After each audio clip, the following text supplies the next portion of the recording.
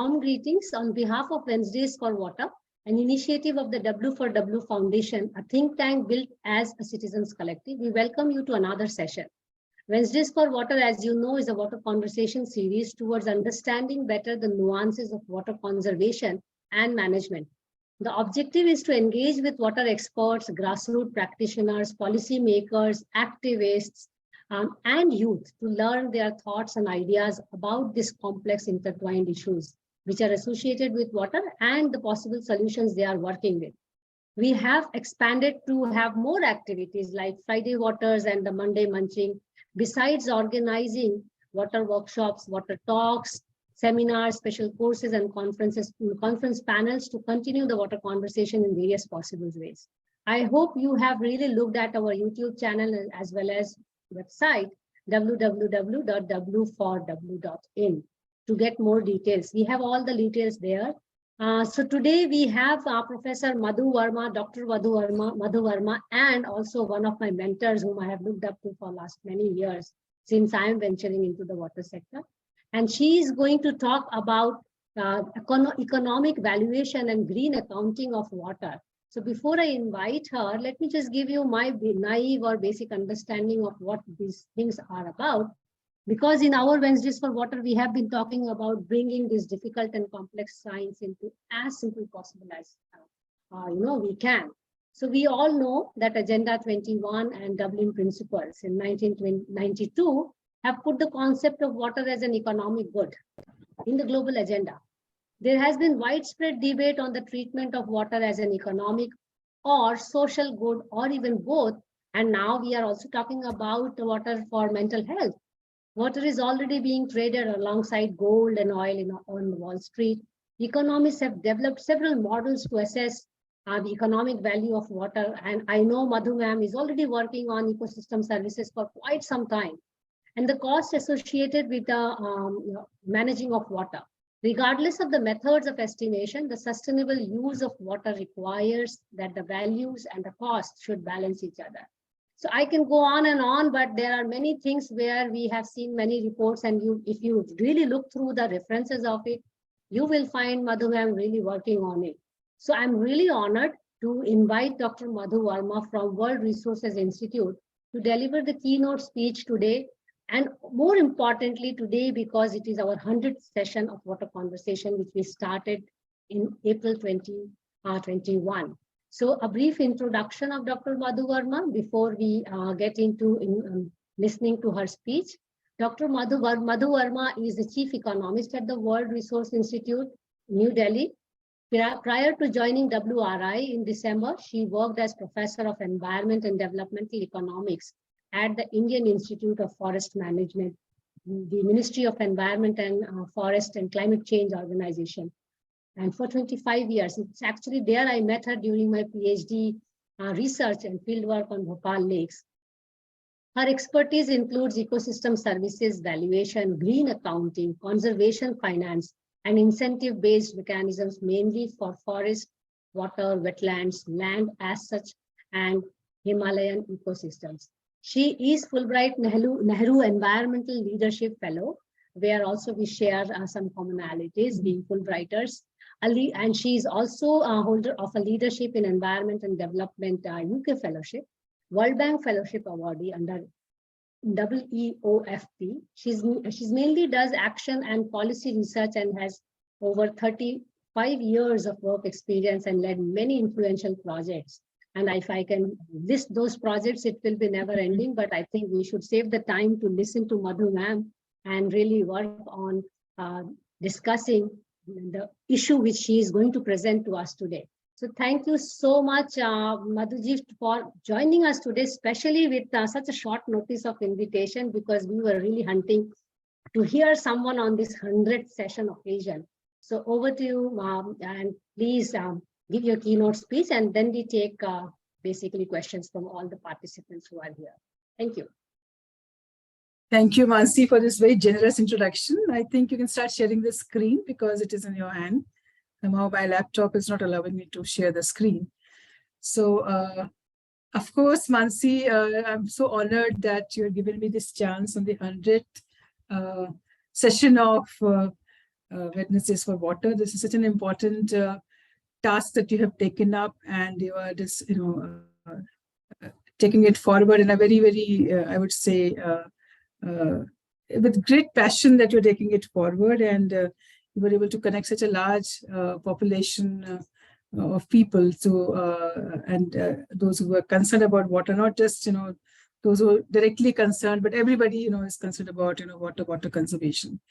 So that's what I feel quite fortunate. And of course, being a Fulbrighter, we have the fraternity and definitely have to help each other. And maybe I'll also keep knocking to your door for some help and at the last moment. And I know that we definitely help each other. And it's a great honor, rather. And since I've been working and also at the top of it, heading the Wetlands Committee of Delhi government, which has given me a lot of confidence, sort of exposure, I would say. And we were able to put at least one wetland out of 1,040 wetlands of Delhi in the notification process. And soon it is going to be declared as a notified wetland, the first such wetland beyond the boundaries of forest and which are under the command of the government. So I'm given to speak on economic valuation and green accounting of water. Well, we can also call it blue accounting of water because water is blue, but green itself means environmentally conserved, resource or ecosystem. And we treat now water, as Mansi rightly said, it is a tradable commodity. It is a natural asset, and assets have got stocks and flows, and they give us, a lot of support for future. Yeah. So we start from the very fortunate, opportune time, rather. It is the decade of ecosystem restoration. And we have to reimagine, recreate, and restore various ecosystems and water resources, whether they talk about marine or coastal or rivers and fresh water. All such resources have to be restored in the original possible way it could be done. As Mansi rightly said that we have huge problem of wastewater, we have huge problem of pollution of water bodies, and we need to take care of all these aspects. So restoration process basically assists in recovery of ecosystems that have been degraded, destroyed, as well as conserving the ecosystems that are still intact. That's what is the intent of the decade of restoration. And water is one of the main targets of restoration process. To halt the degradation of ecosystems and restore them to achieve global goals, which are SDGs, and goal 6, which of SDGs pertains to water. And in fact, water connects to all different other goals of list of SDGs. Then protection and revival of ecosystems all around the world for the benefit of people and nature. That's why we require a restoration process. And when we restore them, we have healthier ecosystem. With healthier ecosystem, we have richer biodiversity, greater yield of benefits such as fertile soils, bigger yield of timber, fish, water, large stores of greenhouse gases, definitely. And all kinds of ecosystems can be restored. It's not just only few can be restored. Every ecosystem can be restored. Of course, restoration cost depends upon in what stage of degradation a particular ecosystem is. The extent and quality definitely matters a lot. And then including forests, farmland, cities, wetlands, and oceans. So, I have some keywords in my presentation, which you can see. The water ecosystem, of course, is a focus. The ecosystem restoration, and what we very intensely follow these days are nature-based solutions, where we use nature as a center stage, and using nature as one of the key change maker, we try to restore the entire system, or we provide solutions to the various problems. Ecosystem services, economic valuation, environmental accounting, payment for ecosystem services, incentive-based mechanisms, conservation, environmental finance. Well, the idea of valuation is given very nicely by an international report, and I happen to be part of this report, called as Economics of Ecosystems and Biodiversity. Deep study happened in the initial studies happened in 2007 to 2010. And in 2009, the first report came out, which gave a very interesting tagline called as measuring what we manage. So if you're managing water resources, we must measure the value of that resource. Just as if you're managing your own household, you know how much is required for maintenance purpose. If you want to give it on rent or you want to sell the house, you assess the value of the house from a broker or from a value assessor. He would tell you the exact, the worth of house which you can fetch if you want to sell the house, or the rent that you can fetch by giving it on a rental basis. But this value depends upon number of factors on the basis of the property as such. What is the quality of construction, area under construction, and the whole facilities available inside. Plus, it is also affected by what we call as a neighborhood variables. What is in the neighborhood? by accessibility variables, how to access maybe office space, school, market, and cultural sites like that. And finally, it got also influenced by the environmental factors. If you have a park in front of your house, which enhances the value, a lake in front of your house, which me and Mansi did a study for Bhuj wetlands, and or a slum close to your house, or something dilapidated next to your house, will reduce the value of your house. So that's what we do with water as well. We try to value water and then try to manage it the way it is used, consumed, and managed by various stakeholders. So first of all, we enlist the ecosystem services, which are the benefits that these river systems, coastal marine ecosystems, all ecosystems provide to us for the purpose of health, jobs, and safety. We assign a technique of valuation to capture, either using price method or cost method, or so-called value method, to convert it into so-called, physical values into monetary values. Once we get these values, we put them into system of accounting. This is how we present to the government finally, or to the organizations who is organizing the entire data. What it leads to, accounting is a system where you have an input and the whole change happens in the year's time, then you have an output. The same thing happens with a water body. Some interventions are being maybe made to, secure its catchment area, check the source of pollution, and, do a lot of interventions to improve the water quality and water quantity. And at the end of it, maybe have better water flow. So similarly, we do environmental accounting for that particular purpose. And then finally, why we do so? Because people who are engaged in conservation, who make a difference in the system, who manage the catchment, who manage the water bodies, well, they must be incentivized or compensated. So for that particular purpose, we have the system of payment for ecosystem services. I think again, Mansi, I'm not able to move the slide. Okay. No, it's done. Sorry. It's done. So finally, we also use currently, it is very in thing, but it has been, if somebody asks about nature-based solutions, I would say all my life I worked on nature-based solutions, because I worked for forests, I worked for water bodies, I worked for, a couple of other ecosystems. That's what is important. So first of all, when we understand water ecosystem, it has some characteristics, some types and functions. What constitutes water ecosystem? So it is something, we have either terrestrial ecosystem or aquatic or water ecosystem. Then we have external environmental factors which are dominated by water as a habitat. It is the dominant, service, and various kinds of aquatic organisms, definitely. Then it comprises of biotic and abiotic kind of components and dominated by the habitat for these components. Types are definitely, we all know, river ecosystem and freshwater ecosystem and marine ecosystem. What the functions are, which are a kind of an ecosystem service, we provide habitat for different life forms, because a lot of aquatic life forms retain biodiversity. Definitely, water is something which carries also forward the biodiversity through its process. There's nutrient cycling, regular flow of fresh water or water cycling, and definitely we use, this is a function rendered by water ecosystems, and we use the benefits for our own sake. So we get lots of benefits from, the system, which are called as the ecosystem, called as functioning ecosystems provide these benefits, called as ecosystem services. And we get them kind of climate regulation, nutrient cycling, habitat for organisms, flood regulation, carbon sequestration, water purification, cultural heritage. There was a Chinese proverb that every river cleanses itself every 10 miles. It used to be a proverb, but now it's not so. It is a system of, if you put pollution, it cleanses itself through the assimilation and decomposition process. It comes back to the normal kind of quality of water. A lot of materials and a lot of benefits we get out of the water ecosystems as such. Next slide, Mansi. So, but it's not always a kind of a win-win situation. There are a lot of ecosystem pressures that these water bodies also face, like urbanization, point source of pollution, and non-point sources as well. Water abstraction, diffuse pollution, channelization, definitely. The regular course gets diverted. Regular course is definitely, when we divert the course, many more things happen, good and bad would definitely happen. But we get a lot of ecosystem services in terms of water supply, flood water and control, because they are the repository of extra water. They contain in themselves, like wetlands and such water bodies. Carbon storage, they have got blue carbon stored into it. In fact, there's a huge discussion, rather processes on to capture the value of blue carbon, which is much more than the so-called green carbon of the world.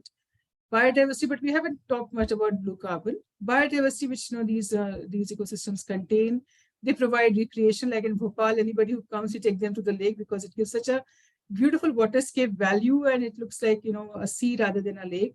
So you have a lot of recreation, and we have all the sports and everything happens. Raw materials and food supply also we get from these kind of, water systems. Next slide, Nancy. I'll just quickly run.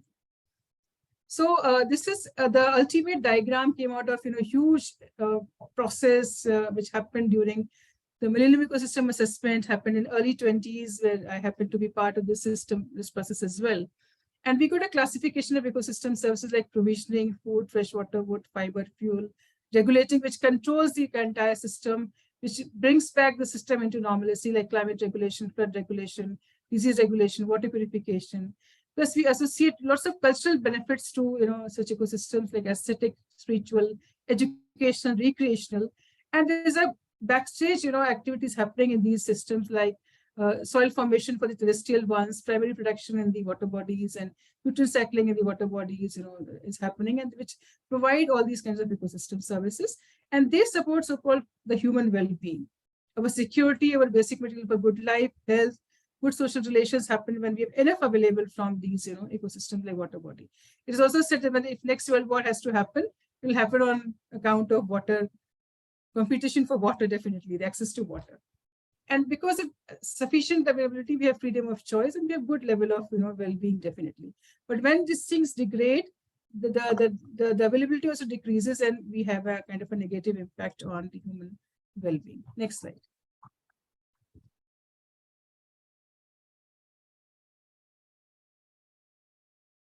So, of course, we are aware of the Sustainable Development Goal pertains to the water cycle, the water resources. So we have the whole water cycle. A goal tries to ensure availability and sustainable management of water and sanitation for all, not just availability in terms of quantity, but quality also matters a lot, and that also needs to be maintained. We have water management, ecosystems, drinking water, cooperation and participation, sanitation, hygiene, water use and scarcity, disasters, wastewater and water quality as, the indicators which need to consider the ultimate achievement of SDG 6. Next slide. Sorry. So this is not just goal number 6, which pertains to water. All goals in fact are connected to water. Whether you talk about good health and well-being, quality education, gender equality. I mean, the gender has a huge stake on water because they are the ones who go and collect water and go back. And I remember the story when I used to teach many, many years ago. There was a village in Rajasthan. Because of water scarcity, people were not marrying their daughters into that village because they will struggle hard and they face a drudgery of not having water to walk miles away, and their health and everything will be impacted. Similarly, when you look at clean water sanitation, of course, is goal 6. Climate action. The climate change impacts water supply hugely. Melting of glaciers happen, and we have extreme events happening. Life below water, life on land. Everything, I don't know, you name it, and water is a common thread across, all kinds of sustainable development goals. Next slide. Coming to, specific sort of water bodies, for example, wetlands are very rich in terms of, their functioning. And all sort of goals, we can say, emanate from these wetlands. It is a water body. It is a water ecosystem, or not just provides water, but it definitely helps poverty eradication because it provides so many benefits. We have examples of wetlands of Kashmir and many wetlands where you catch fish and you grow vegetables, floating gardens, and you have, Fumdis in, Meghalaya, in Loktak Lake, and just, zero hunger, good health and well-being, quality education, everything, the knowledge repository, gender equality because you have access to water. I need not go into details, but that's what, just trying to say. And it explains very nicely that, ultimately, like SDG 17, which talks about partnerships for the goals. So we have Ramsar Convention, which works in partnering with other, international organizations and partners to support governments and in achieving the SDGs. So definitely everything is connected to common thread or common ecosystem, which is water in this way. Next slide. So similarly, as I said earlier, healthy wetlands or healthy water bodies, reduce climate risk and resilient communities, and well-being of people definitely will go up because of this. So water plays a very important role in addressing climate change, mitigation, adaptation, and addressing biodiversity, because We just concluded COP, both the COPs on climate change and on biodiversity. And water is one of the very strong major ecosystem which can respond to the problems which are emanating on account of climate change and biodiversity degradation. Next slide. This is again this diagrammatic or pictorial depiction of climate change and aquatic resources. This huge impact comes on, as Mansi talked about, the wastewater as well, the wastewater problem. Waste coming out of all sort of ecosystems impact the water body, and definitely we need to take care of these impacts. Next slide. This is quickly run through. I did lots of reports where somehow water was a common ecosystem service which we captured. So just wanted to quickly show you. These are reports I did in IFM. Next slide. You have to present. Everybody will, I think, get the presentation, Mansi, so they can go through. Yes. Plus, we also published a lot while in WRI because I led the flagship study on agriculture. So water again was an important source there, and lots of pieces, and of course my tiger study work, where also we captured the value of water resources. You may be aware that 52 tiger reserves have almost 600 rivers or tributaries of rivers which originate from these tiger reserves. And when the area gets declared as tiger reserves, there are examples of Tamir Bani and a couple of other tiger reserves that it led to regeneration of, a revival of streams which got dried up, and they have become perennial streams and providing a lot of benefits to the downstream populations. Next slide. So this is the kind of connect that we have for today's discussion. We have ecosystem services from water ecosystems, which are captured by indicating or listing an indicator. Like if you look at the water as such, the water quantity, you have an indicator of volume of water available. Water quality, you look at the water quality parameters, the dissolved oxygen and precipitation, couple of other things, particulate matter to look at this thing. And then similarly, we have indicators for all ecosystem services, which I showed you in the previous slide. So first of all, we do the physical estimation of that, which I did definitely in the Bhuj wetlands. Then we capture the monetary value of those physical values. Then we put them into the system of green accounting, and then we take them forward to create so-called economic instrument, which may be either tax, or cess, or a charge, or a compensation, or reward, or a prize, whatever it may be. We set up a system of economic instruments for that. Next slide. This is a little, it looks complicated, but very interesting diagram which shows the full cost accounting of, water. Like we get water at home at a very subsidized rate. The cost of supply is very, very high. And many a times, underpricing leads to a lot of policy, institutional market failure. Like, for example, in agriculture, and even domestic purpose, industrial purpose, water is subsidized, of course, maybe no charge in agriculture and very minimal charge and in some places, and very low charge for domestic water consumption, not as per the cost of provisioning to the industrial sector. So because we're not paying the full price of it, we tend to misuse, overuse, and abuse water resource. So what is this diagram trying to show? Let me just quickly explain this. This right sliding bar is showing the demand for water. Then look at the first curve at the bottom is showing the marginal price of water, or without the subsidy, with the subsidy given. If you were not to pay a subsidy, your price would be C. Right now you're paying D, right? But if the subsidy is taken away, which is a kind of a policy intervention. Policy allows you to give you a subsidy or tax surcharge. If it is taken away, this policy intervention, then your price goes up to C. Then we don't. This is an example of a groundwater source. Let's take that into mind. Then we don't have any user charge for groundwater. We can abstract as much as possible. This is only cost we bear instead of cost of digging the tube well and bearing the maintenance cost. But when a user cost is being imposed, so that if you take out these many gallons of water, these many liters of water, you have to pay this user cost. Then your cost will go up to B, or the payment will go up to B. Then what happens? Everybody given allocated a quota. For example, 1,000 liters of water you have to extract from groundwater. All households are given this kind of allocation on an equitable basis. But suppose someday I need more because maybe I have some more guests or for some purpose. I extract more. It means I leave less for others. So that is called as externality, which needs to be compensated. I need to pay to my neighbor, may have to bring a tanker or have to supply extra water bottles from market because I extracted more from the groundwater. So price will go up to A. So A actually is the real cost of provisioning of water. But what we pay is D. It's a huge gap between, what is the actual cost of provisioning and what you actually pay. That's why, we tend to misuse or overuse or abuse water resource. This is what is the idea.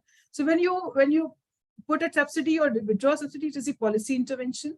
When you put a user charge, it's set up by the system that we decided everybody has to pay a charge. It's an institutional mechanism. And when you extract more and leave less for others, it's kind of, and you have to compensate the other person. It's a kind of a market intervention. So policy, institution, market failure actually happening, and that's why we are overusing water, misusing water, polluting water bodies, and not at all caring for that. Like if you buy a bottle of Bisleri or any bottled water from Himalayas and oxy-rich water and mineral-rich water, we have bottoms up. Last drop is being drunk by us, but the way we use our own household water, which comes to us at a very low price, we don't bother about it. Like most of us do that. So it's high time you should care about each and every drop of water, do water recharge system, rooftop water harvesting, and use water sparingly such that we have its availability for future generations as well. Next slide. This is how we do kind of, valuation. Now we come to, of course, it's a very lengthy process to explain in a short span of time. I'm just giving you a kind of a trailer of what actually I do and Mansi would do.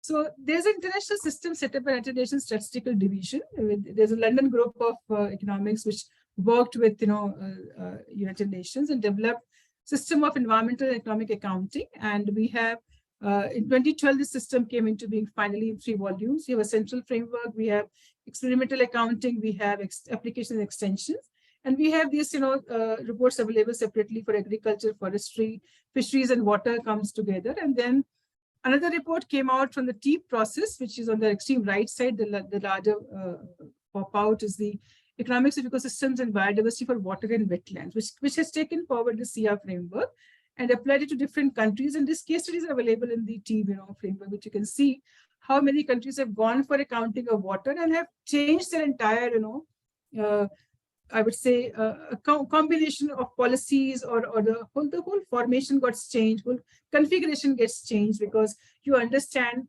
what you're losing, what you're gaining by conserving and not conserving water resources. Next slide. I'll run through Mansi because I have put in extra slides for the purpose of knowledge of people, not going to detail for that. So we have a central framework called the SIA Central Framework, CIASF, which starts with economy and links to physical information on natural assets, which is waters and natural assets, flows and residuals. We have experimental account, which talks about ecosystems links with the services and economic and other human activities. And together they provide a measure for relationship between environment and economic and other human activity. What we are doing now is the physical accounting in our GDP. What is exchanged in the market mechanism, we are accounting, but what is not exchanged, we are not accounting currently. So this SIA framework provides the value to the invisibles, unaccounted, flows from the systems, and assign a value and put them into the accounting framework of current accounts, and then we combine them together to create green accounts for any ecosystem. Next. This is again, it plays a very important role in the statistical system. We have got basic statistics right now, economics, environmental, social, geographic. We create accounts in here. We set up indicators, we have key indicators, and we have roles defined for stakeholders. We have various attributes for that particular purpose. This is how system actually works. So it helps in policy analysis. It helps in conducting deep studies. It helps in, explaining the comprehensive statistical basis, and it is a multi-purpose kind of a system. It pertains to government officials, policy analysis, analysts, managers, stakeholders. This is a very, very comprehensive mechanism where everybody has got a stake and a role to play. Next slide. So we have central SIA framework, which pertains to, this is example I've taken for forestry, and fisheries and everywhere. We can look at, the second example of fisheries, which pertains to, which will also contain forest and water. So we have, for example, in forest, we take land and standing timber. Then we work out the monetary accounts in the central framework. Then we have SIA for agriculture, forestry, and fisheries. We have this thing combined together. We look at, again, supply and use tables of wood and wood products, non-wood products, and also we look at the carbon accounting. In experimental accounting, we look at other ecosystem services like mitigation of climate change, protection of biodiversity, soil recreation, cultural services. Similarly, we apply this for the water as well. Let's see in the next slide. Just wanted to give you an example additional to forest. Next slide.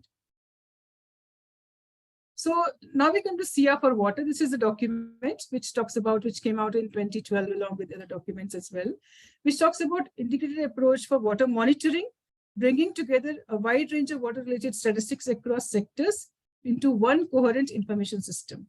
Like we have systems like primary sector, secondary and tertiary sector.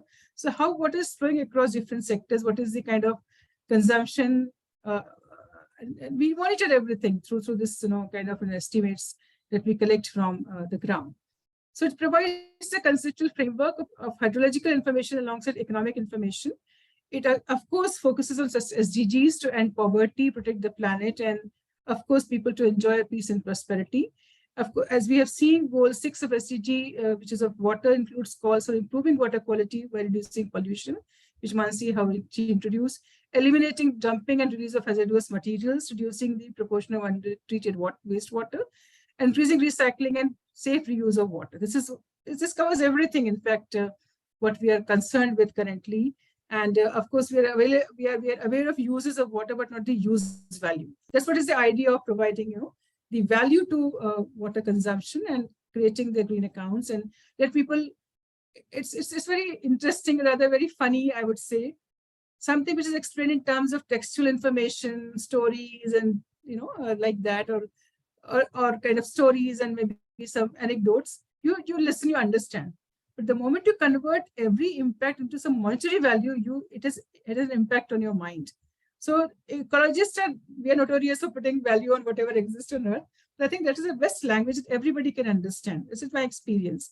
The moment I said this is the value of laws, this is the value of conservation, then it is the eye-opener for policymakers, and now we have put them into a radar. The entire study that work I have done all my life, action and policy research, has gone into some way or the other, either into strengthening a policy, creating an institution, creating a market, or creating some kind of economic instrument, incentive-based mechanisms like that.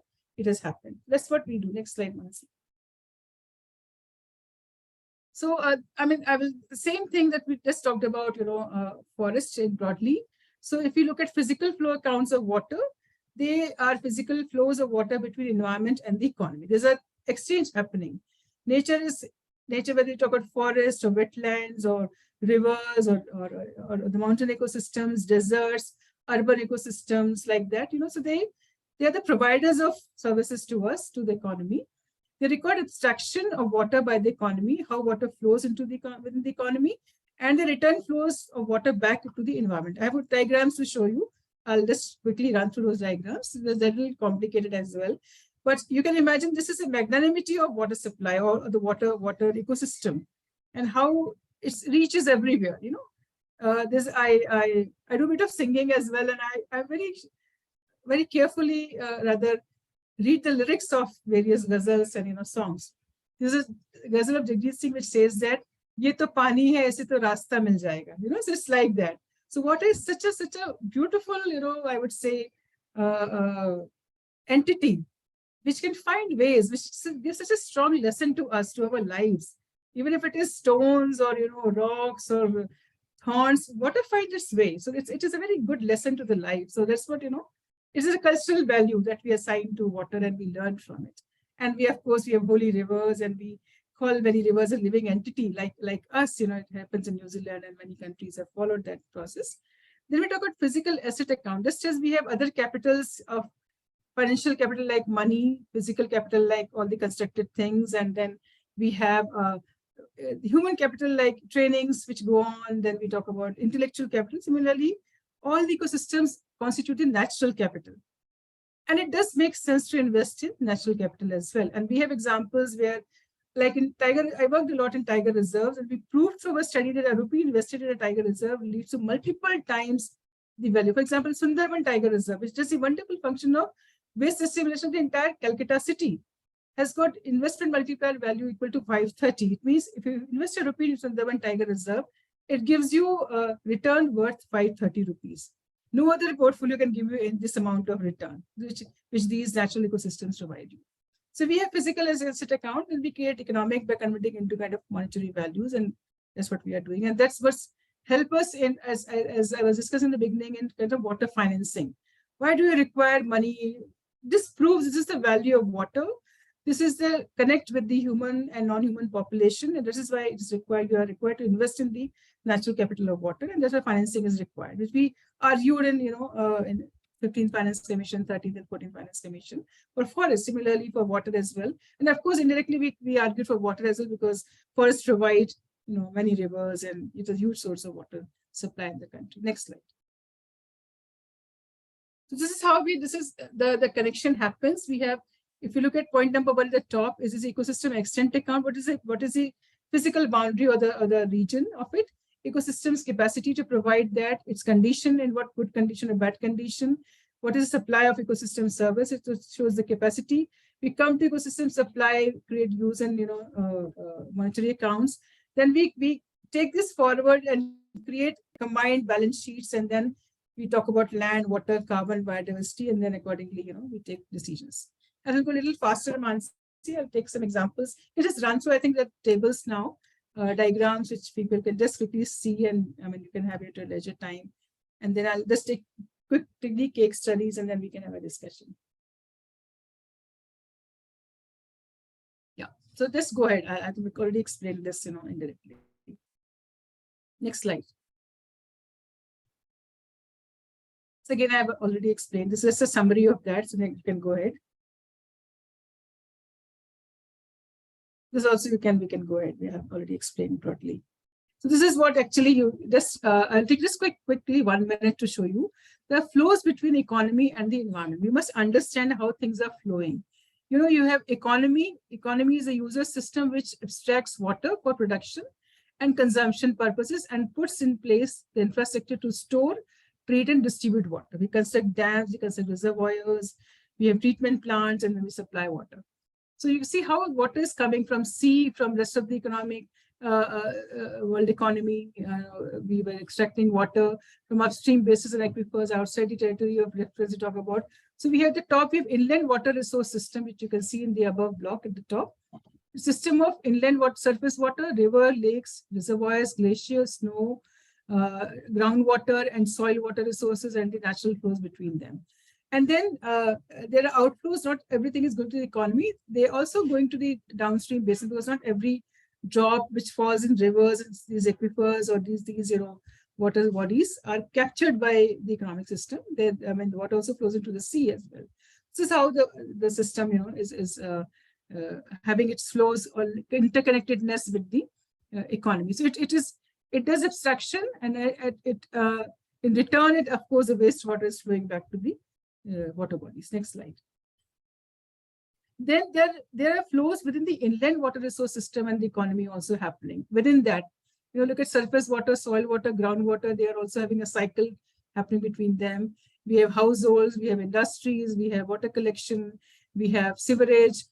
These are the kind of linkages which happen. And of course, it also influences the soil water ultimately, because that's how we abstract in due course of time. And of course, the wastewater flows to sea or to the rest of the economy. Next slide. So let's put a couple of such diagrams to show you. I'm not going to details here. This is how we construct the accounts. You can have a look. If you look at the top of the diagram, it is the assets, which talk about economic assets, in particular assets related to water. Example, infrastructure for the storage, exploitation, distribution, and treatment of water. This is the water resource asset. This is the opening accounts or opening stocks. For any accounts, we open the stock at the beginning of the financial year. In the whole year, many things happen. You either recharge the water system, you restore water system, you destroy water system, you do linking of rivers, maybe so it gives you more water supply. So maybe, or you have a kind of a tribunal sorting out your matter, and you have availability of water from the other states. So the whole year, something or the other is happening. At the end of it, if you look at the bottom of the diagram, there are other changes also happening in terms of, precipitation, evapotranspiration, inflows and outflows, because it's something extraterrestrial, which is not in our control. And then we close the account. So we look at what is the water resource quantity, quality now. So the whole year goes by, and we get to understand. Accordingly, we take actions for the next. This is the gist of the diagram. Next diagram. So I'll just skip these. This is a further way of, going to the nitty-gritty of accounting process. Next slide. I'll just go to the case studies and then close my discussion. So I have questions from people. Next slide. Again, you can further skip. I put it for the sake of, knowledge of people. Just quickly explain this slide and come to the case studies. Now, there's a very, this is a sort of, I would say, in thing, and also very important to understand nature-based solutions to address climate change. They provide benefits, and that can be linked to human well-being. And wetlands are one of the major sources of, this kind of process of climate mitigation, adaptation, definitely repository of biodiversity. And this sort of trying to explain why it makes sense to restore a wetland or a river system. Let's have an example of, there are examples for river and every water-based bodies, but I'll just take and picked up an example of wetlands. Every pound invested in restoration is expected to generate 4.62 pounds of economic and social benefits through carbon sequestration and recreation. 3 temporary jobs, because we're very keen about, how many jobs any intervention will create. We talk about equity, gender, livelihood creation, jobs, green jobs, for example. These are all green jobs because they're provided by the nature's intervention with the nature somehow. So 3 temporary jobs expected to be created for every 100 hectares of habitat under restoration. Ongoing maintenance of restored peatland is expected to generate 321,000 pounds in gross value added in the economy of per 1,000 hectares of habitat over 100 years. But if you look at non-monetized benefits, they're huge. Enhanced water quality, reduced flood risk, improved biodiversity, preservation of ecological and archaeological sites. If we add these, this value will go further up. It was what I explained in terms of the example of Sundarban Tiger Reserve. Next slide. Another example of Kampala wetland was a very interesting function rendered by which Sundarban Tiger Reserve also renders. It assimilates the waste of Calcutta city. Similarly, in Kampala, wetland services provided by Nakivubo swamp includes natural water purification and treatment and supporting small-scale income activities of slum dwellers. Because this is being used for the purpose of livelihood and also treating the waste of this small, habitat which is closely located. So it was captured, the values were captured. If they were to set up a treatment plant, the charge would have been very, very high. But naturally, this process of assimilation, decomposition treats the waste of this habitation close by. So it provides, swamp provides ecosystem services worth $1 to $1.75 million per year. If the swamp is converted, then additional investment into sewage treatment plant will be required with running cost of over $2 million, and definitely it would put an impact on the habitation or the population of that region. So it's a natural nature-based solution provided by this wetland to treat the waste of the neighborhood area. Next slide. A very classic example of New York City, where we have Catskill and Delaware watersheds, from where the water to the New York City is supplied. But in early 90s, because these not like India, where the forests are being owned by the government, excepting in some area, small area in Northeast. In America, most of the forests, more than 80% forests are owned by individuals or the individual owners, private owners rather. So there's an interesting issue, rather that unique and interesting, as well as I would say contradictory issue of you're managing your forests, which are woods that you're managing, and people enjoy in America miles of drives, changing colors of leaves of forest. They're all owned by individuals. They maintain these areas, and that's why you enjoy the value. You get the landscape benefit, the recreational benefit, but not them. When they were to pay taxes like owning any other property, the constructed property, of course the rate was less, but they were to pay a charge. So why should we pay? Let's just convert it into something more economic, and then we can get the benefits. It's just converting into ranches, agricultural lands, where they're doing inorganic kind of a cultivation. So this impacted the reservoir of New York City, which was just supplying water in its original form originally. Now, but they had so they said let's try to sort out the problem. So they had 2 options of handling the problem of pollution in the reservoir, which was supplying New York City water without any kind of filtration process. But now it was polluted. There were 2 other filtration plants to be set up with the cost of $6 to $8 billion plus $300 to $500 million worth of maintenance cost, or to invest in the catchment area treatment, improve the watersheds, convert farmers into organic farmers, buy land, do plantation, and check the flow of pollution into the reservoir. So they chose the second option, and by just charging 2% more on the bills of water bills of New York City, they could raise this money. In case of first option, it would have been more than 10% charge. So city chose the second one, and it is a win-win situation. And until date, it is the city which gets its water supply without any processing.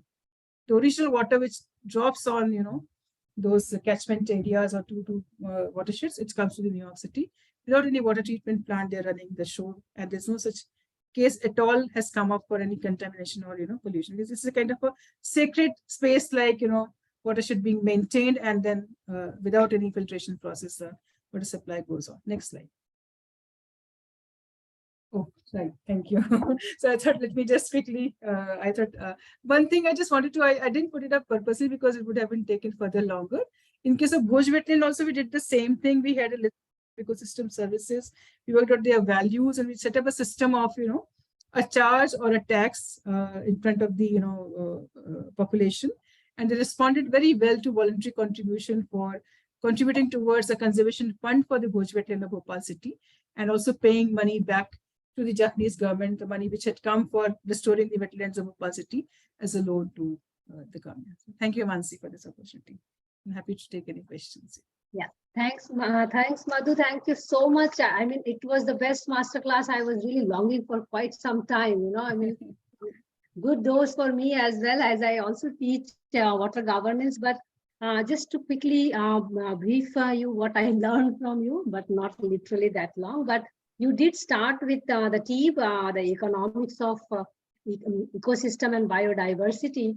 And you actually took us through all the various ways where the TEEB has been applied to, and then you will come to the SIA model, which is more extensively worked. But then mother of all this model still remains the ecosystem service framework, which you have extensively used. And I do recall how you actually worked out the Bhoj wetland project when the JICA project was going on, and eventually bringing it to the valuation mode, how it should be in the catchment area and how it should be done on the land part as well. And the diagram still sits in my PhD, by the way. Thank you. But interestingly, when you talk about the system of environmental economics and accounting, the SIA model, and you do give frameworks, and as well as you do give examples, it comes out very clear that it is very important that we measure if we want to manage, and even if there is no harm monetizing these things to understand and make its management more sustainable, because right now we do struggle for sustainability of these management systems. We do have those systems in place. So I keep it short from my end, and maybe we can take some questions from people. People, if you have questions, you may just unmute yourself. You have that option. And I do see one question raised in the chat box. Maybe we can take that question and then let people think and just come back to you. But beautiful examples, especially the New York example, many people they may be unaware about it, the Kampala example, and also, of course, our own Bhoj wetland example, one of the most successful wetland management in the country. So Ajit sir, you have a question posed in the chat box. If you may unmute yourself and just ask or suggest. Okay, I don't see him right now here, so maybe some network issue from here or his end. So anyone who wants to ask a question, please raise your hand, the digital hand, or type. Till then, I would like to ask a question till people are warming up. You do mention about the SIA model, and in between, I mean, if the IUCN had also come up with the Rome model, with the forest ecosystem restoration. The restoration assessment framework, which I see that our ministry is also putting it at many places that why don't you apply? And the difference I see with the system of the SIA model and the Rome model is basically the quantitative and the qualitative approach of accounting ecosystem for that. So do you think we are actually capacitating not only students but even for officers, even scholars, to really take up quantitative accounting vis-a-vis qualitative accounting? I mean, we are doing quite well in qualitative accounting. How can we leapfrog and really reach out to the quantitative? Because we whatever said and done, we understand numbers जब अपने जेब से पैसा जाता है. Exactly. Yeah. So over to you. Thank you, Mansi. Yes, it's I mean, whatever is happening, at least it is happening. Otherwise, if you look back 25 years ago, people were not aware of all these kinds of models and these kinds of valuation process. I also remember going to the foresters and telling them about the value of forest, and they used to laugh on me that what abstract value you're talking about, ma'am. And then we came to know about the value of carbon, we came to know the value of biodiversity, we came to know the value of landscape and water, and COVID has taught us the value of oxygen. So that's exactly. So that's what, the valuation and the numbers, how much we spent on an oxygen cylinder, because it was a matter of death and survival. And we were ready to pay thousands bucks, 50,000, 60,000 people have paid to get an oxygen cylinder, but it never bothered about planting trees and or managing trees or respecting trees. That's what we have faced. So I mean, when we say valuation, Mansi, I also wanted to make one thing clear. Of course, I said numbers, but it's not always through numbers. Always we can capture the value. Value means both quantitative and qualitative. Like, for example, cultural values. How much I associate to Bhopal's wetland? How much I associate to also forest? You can put a number. How much your affection for something, affection for a child. And also well-being. How do you put a number to well-being? Number to well-being. I mean, whatever in which I am happy, you may not be happy about it. You still want your level to be raised. So it's many times becomes very kind of a comparative, relative measure than this thing. So we also do ranking. There are lots of methods of contingent ranking and contingent valuation. To work out multi-criteria analysis to capture these qualitative aspects. In fact, in the 14th Finance Commission study that we have done, in 13th, it was purely economic value. We moved to qualitative aspects like fragmentation of forest and species richness and all these things we have taken care of, protected area network, their percentage of geographical area, and how we captured many qualitative aspects as well by ranking, by proportion, by, we have various ways of capturing qualitative values, and it is a combination of two. So good that two things are happening parallelly, whether it is Rome or the CR, they combine together, give you a larger body of knowledge to policymakers to take decisions for future. That's what I think you made. Thank you. I think you made a very important point when we talk about economic valuation. It is not about quantifying or monetizing. I mean, there are also qualitative values which are assigned to it. And grading can be one option, ranking can be one option. Putting a weight, some weight on each indicator is also an option. I have seen many times where ecosystem framework has been used by putting weights on each of the indicators. Exactly. So that is also a possibility, because we have some students also here. And good that you also showed the SDG framework, because I had a class yesterday which there was a mass bunk, and I was supposed to teach SDG, so you already took the class for it. So that's good for all of us to know. So my next question is actually to you on the SDG factor, where we talk about water being at the center of achieving other SDG goals, and this is now not a hidden fact. It's out there in open. If we want to address climate change, water crisis is climate crisis, or other way around, climate crisis is water crisis. And you also have worked extensively on wetlands, and we do see wetlands are the richest ecosystem in the water system. So are we, effort, especially in the valuation side, because that has to be also reflected in the planning side. Because the planning is really not showing that the valuation of wetlands is coming out very clear. What are your takes on it?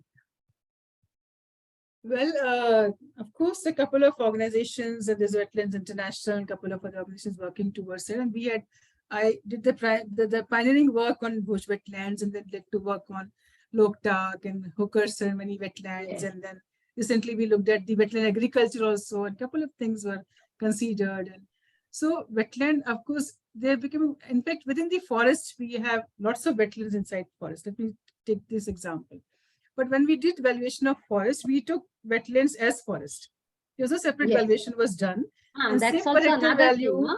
Most of the time they have been embedded in the forest studies. Embedded in the forest. Also in the forest valuation.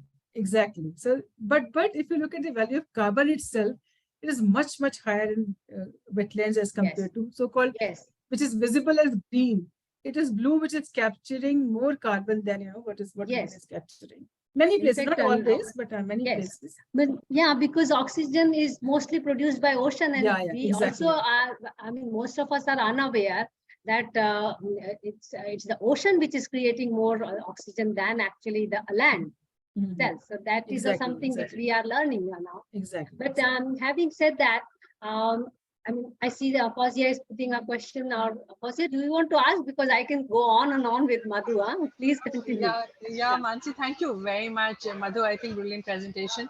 Though I was dropping out in between a little bit, but I have a very specific question with regard to Delhi, and you talked about the evaluation of wetlands. So, how do you really rate the Delhi wetlands, huh? And where do you find them? The second thing is, what are the kind of investments with regard to capital and human investments you think are required if we really want to see a transition happen in these wetlands? And third question is, do you really see it happening in any time in the recent future? Huh? So that would be my next. Yeah, thank you. Thank you, Fawzia, for asking this question. This is a challenge in front of me when I was given this job of heading the technical committee of monitoring these wetlands and trying to also give them visibility. I mean, they are wetlands, but unless until something gets notified, endorsed by law, or a legal entity, then you cannot invest, you cannot manage, and they can be managed by many authorities under which command and whose command they are currently being taken care of, so-called. So I would say in Delhi's case of Delhi's wetland, the economics is a science of scarcity. Something is in abundance, you don't bother about it. So, but in case of Delhi wetlands, it is a matter of scarcity factors. I mean, the value is huge. If you say anything for Delhi's wetlands, because it is a scarce commodity, it has a huge dependence of very large population, and many wetlands. 1040 is a number on record that the wetlands existed in Delhi district, but now you won't find so many of them have been grabbed and filled up and construction happened or parks being created. But even then, we have more than 500 plus existent.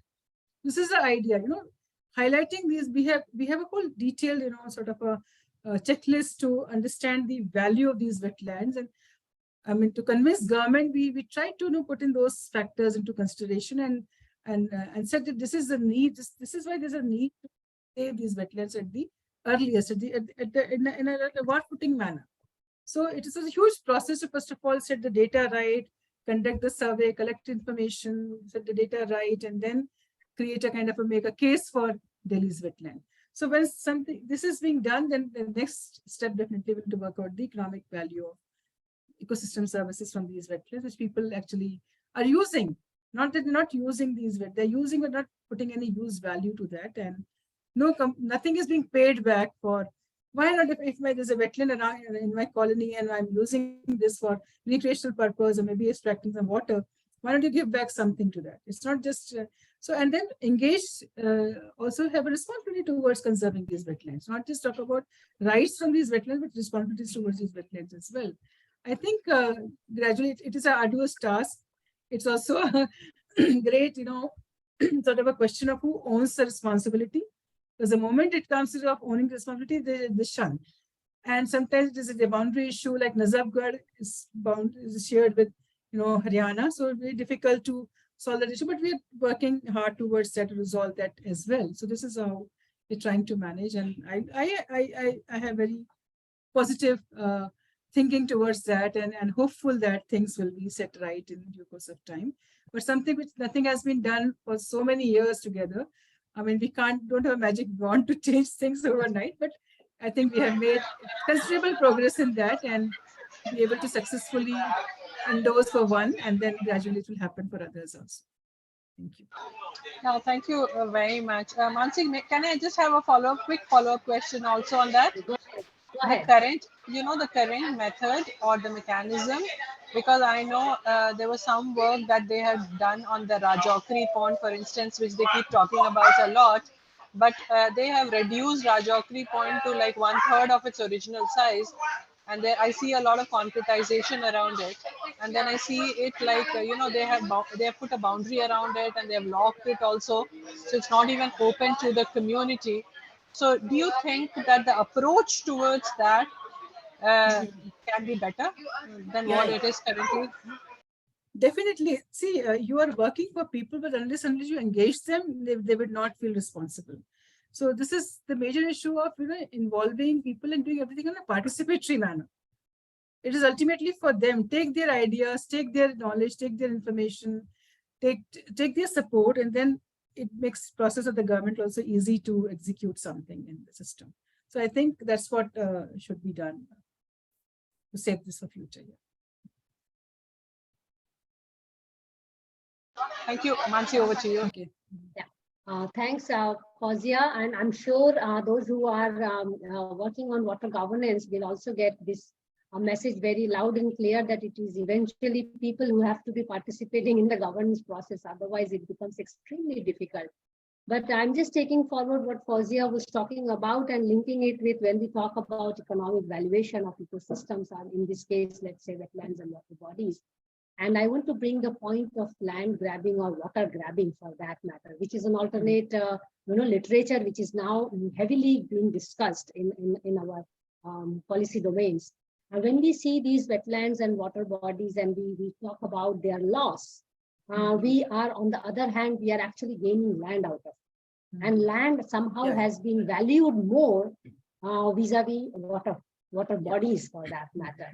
And I mean, for a long time, we have been challenged to conserve water bodies. And when you're talking about Bhoj wetland, when we talk about even, let's say, the New York case study, we see that wetland has been weighted more over the value of the land. Do you think in near future, we are actually reaching a point where wetlands will be valued land plus water vis-a-vis only land per se? Because that's how we have lost most of the water bodies in the cities. I think it's high time we value wetland, land plus water plus biodiversity vis-a-vis only a piece of land. Definitely. Where do you see we are in India to reach that stage of understanding in water system or ecosystem services? Yeah, in fact, everybody has to contribute towards that. And I mean, I would say awareness of the citizens is the most important thing to happen.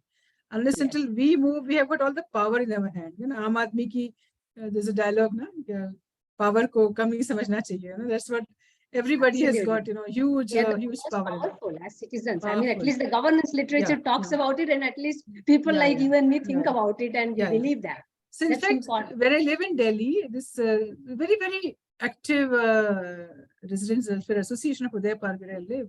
And of course, Mrs. Kiran Bedi lives just behind my house. So she's one of the motivating factors. But a lot of others I see, everybody is so aware, so alert about, maintaining the colony well, whether it is conserving things. And the moment they got to know about my, this responsibility, they all came to me and talked about what we can do for our own colony and for the neighboring ones where we have water bodies and they're in a very bad shape. So I think residents' awareness is a very important factor. And when they are aware and they can own the responsibility of maintaining them, I think things can definitely happen in the future. Like in Bhopal also, this project did not have any element of participation.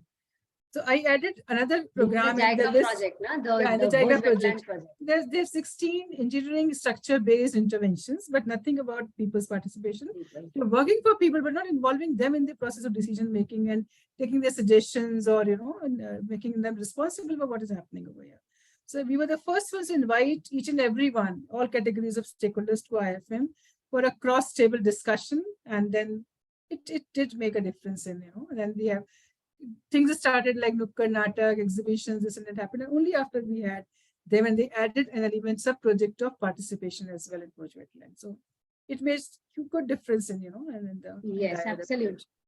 And also we are aware that there are two schools of thought. Keeping people away is more towards eco-theology, but keeping people part of the system is more of an economic way of looking at our resources. And after all, we are appropriating these resources and we cannot be kept away, I mean, even in the theological perspective. So if we are also the part of it, rather we be the decision makers as well as destroyers. We Mhm. let us be the center of it and decide accordingly. Definitely. But what definitely. good has happened with the valuation is that ecosystem has been brought back Yeah, into the exactly. discussion of economics of water.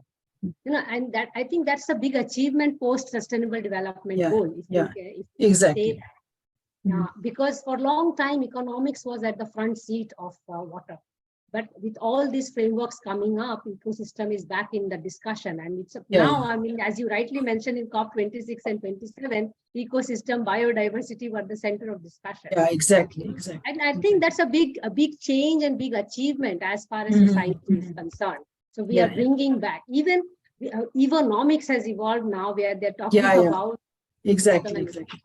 Yeah. Okay, I think we can keep continuing and having this discussion, but if there are any questions from the participants, we can take up. And until then, let me just announce a few things for Wednesdays for Water and W for W. This Friday, we have our water arts session. As you know, every Friday, we also do water talkies, book reading, thesis club, and water arts. So this Friday, we have a wonderful dancer to again celebrate 101 session and also our last session for this season. So Radhika Mule is going to perform live for us. And she's also a water scholar, so which is a good thing. You have a rare combination when you have a dancer as well as a water scholar. So on 23rd of December, 5 p.m., we have Radhika to give us the 101, I will say, kick off for the next round of sessions. And also we take a break in January, and on January 11th and 12th, we are celebrating these 101 sessions through Water Festival at TIS Hyderabad, which is physical. So we do hope some of you will join us live physically, and also we are going to air some sessions of there for hybrid as well as for telecasting. So if there are any questions, last questions, I can take it. Otherwise, I will do the vote of thanks for Madhu. Okay, there are people still joining and moving. I think it has to do with the network issue. So let me just then do the honor of giving the vote of thanks to you, Madhu. And again, I will say that it's really, really great that you agreed, first of all, at the very last moment to join us. And also, give us the honor to celebrate the 100th session with you, and then giving us really one of the best masterclass I could have had in my life, to be honest, on water as well as valuation. Thank you so much, Madhu, for joining us. And thanks for all the participants who have been joining us patiently for all these sessions and supporting and encouraging us to at least believe that this is meaningful. Because at Wednesdays for Water, at W for W Foundation, we strongly believe that conversation is fundamental to conservation, whether we talk about water or whether we talk about any other. And we have a session on 28th of December where we talk about tank-fed irrigation, thousands of years of old of traditional irrigation system. I'm so sorry, Fazia. Thank you so much for reminding. I'm too overwhelmed with the water festival right now. So, thank you so much. Thanks a lot, everyone. For this honor. Please take care. And yeah. Thank you, Madhu. Thanks a lot. Thank you so much. Thank you for this honor. Thank you, everyone. Bye. Thank you. Take care. Bye.